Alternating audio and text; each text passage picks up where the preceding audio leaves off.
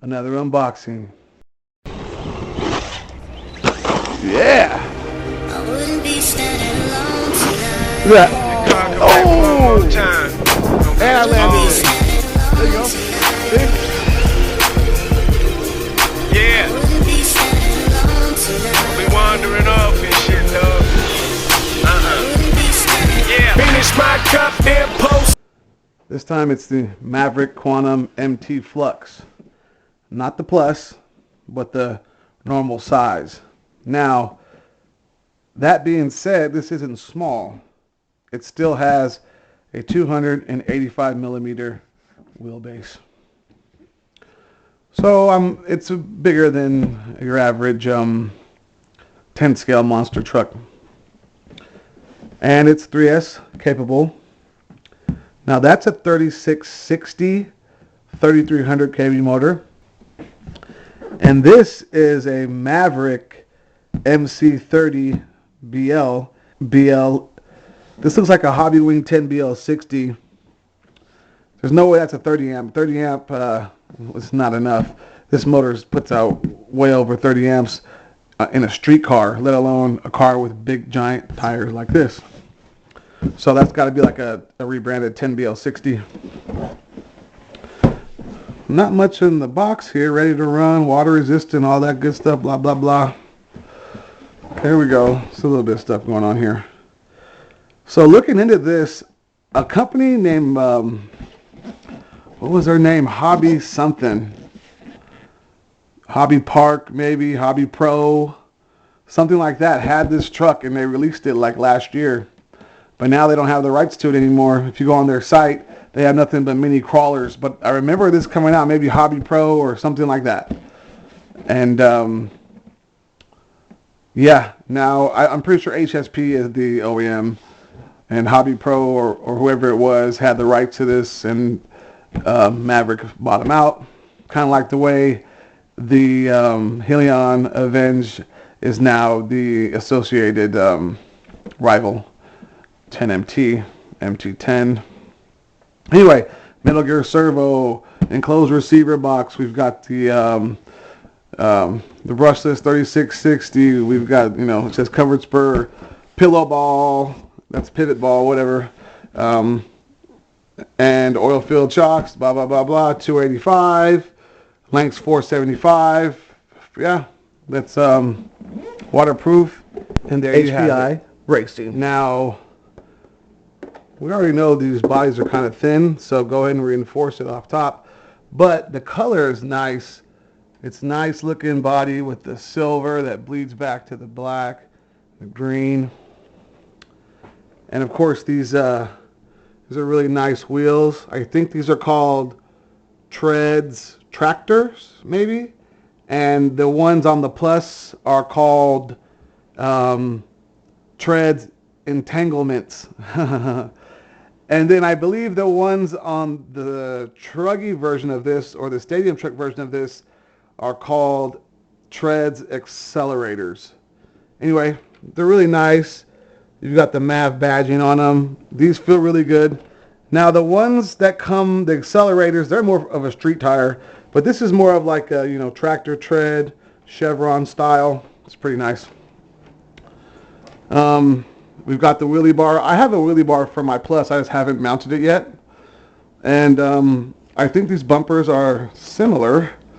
This might be a little smaller, but the general layout of the diffs and the bumpers, from what I understand, are the same or close to the same. I'll do a comparison video of the Plus and this regular size one another time. So this one's got a semi-high center of gravity because it's not very much of a pitch, but right, I wonder if these are the new A-arms or not. Let's see. Well, let's look when we take the body off. Right, Maverick badging here. If this is the new A-arms and the new shafts, it should be a pretty solid rig, besides, of course, the body. There's no wing on this one to break, which is cool. That's one reason why I chose this, because it didn't have a wing, and also it has better tires out of the box for what I'm going to use it for out there.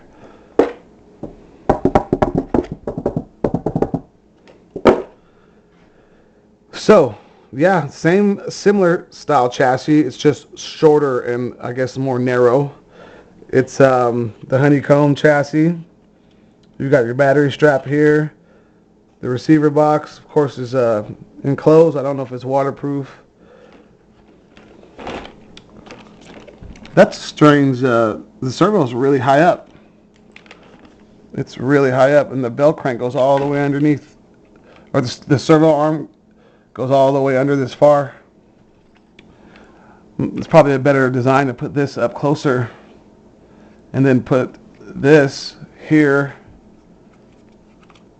Of course, then get into you have to remove this to get to these, but that's not really a big deal. Anyway, yeah, this looks like a 10BL60 or a 10BL50, which are decent Hobbywing based speed controllers. Not much room because this is a large can. This is a 3660 can, 3300 kV. It's gonna rip. It's gonna rip. It's 32 pitch gears. I believe it's a 13 tooth. I'm not sure about the spur. And shocks are pretty good. Those might be a little over dampened, but probably can adjust the collars a little bit and help that out. But I'm not sure if these ones have the new updated shock shafts. I don't think so. You can order the HD shock shafts for these, and I'm pretty positive it does have the new axles, but we'll look into that. She's got all metal gears. They're all metal diffs in here. I think the spur might be plastic, but it's got really nice diffs. I think they have four planetary gears in there, and they seem solid. But I think it was like Power Hobbies, Hobby Pro or something like that had this, and it was called, what was the name of it? It was something like an Avenge, though. It was similar to something like that. And I'll have to look that up. And if you guys know, put a comment and let me know the name and the company that sold this previously. Anyway, the pivot ball suspension looks really nice.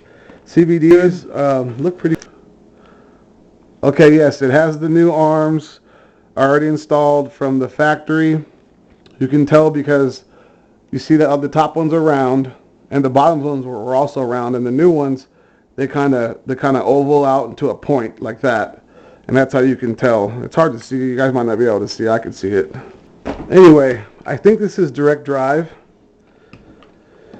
and I wonder if there's a slipper clutch or a third diff option, because you can put one right there. And make sure everything's Loctite. That looks like, yeah, that has Loctite on it. People were having problems with stuff not being Loctite, so check your motor mount. It's a basic motor mount like a lot of the Traxxas vehicles. The Helion vehicles had it like that too. Like the Invictus and the Helion is a similar setup like this. It's a basic, motor mount. You can adjust your mesh by just moving that around, moving that back and forth. Heatsink pre-installed. I guess the newer ones have the heat sinks pre-installed. I noticed the older ones had heat sinks in the bag, and both of mine came with the heat sink installed. But this is an American release. They didn't release this in America until, months later. I'm digging these, man. Alvin from Earl RC would love these wheels and tires. Shout out to you, Alvin. If you watch my videos still, send me an email, bro. Haven't talked to you in a while. And I know that's your color. But let's get this body taped up.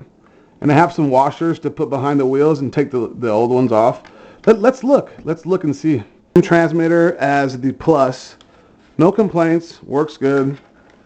Just needs a rubber grip. Even Arma gives you a shitty. Oh, this is a bigger size.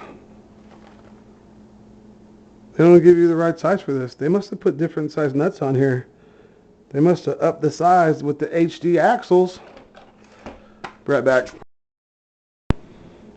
Gotta have the big boy wrench for this little guy here. Oh. And they Loctite that. I'm positive this has got the HD axles and I wonder if they're still putting that little washer back there though, or if they've... No, yeah, see those little washers? They gotta go. I have some washers. I don't know if they're gonna fit it though. Let me go see it right back. Nah, these ain't gonna fit. So, I'm gonna get some washers tomorrow. This is causing a weak point. Even an HD axle might want to bend right there in that void.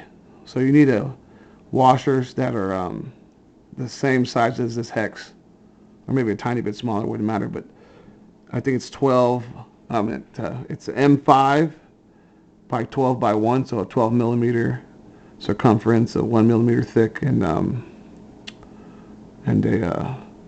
M5 hole in it, and you might need 2, or just go 2 millimeter thick and use 1. That's probably your best bet. Stay tuned for the first run of the Maverick Quantum Flux MT. Dun dun. No, I'm just kidding.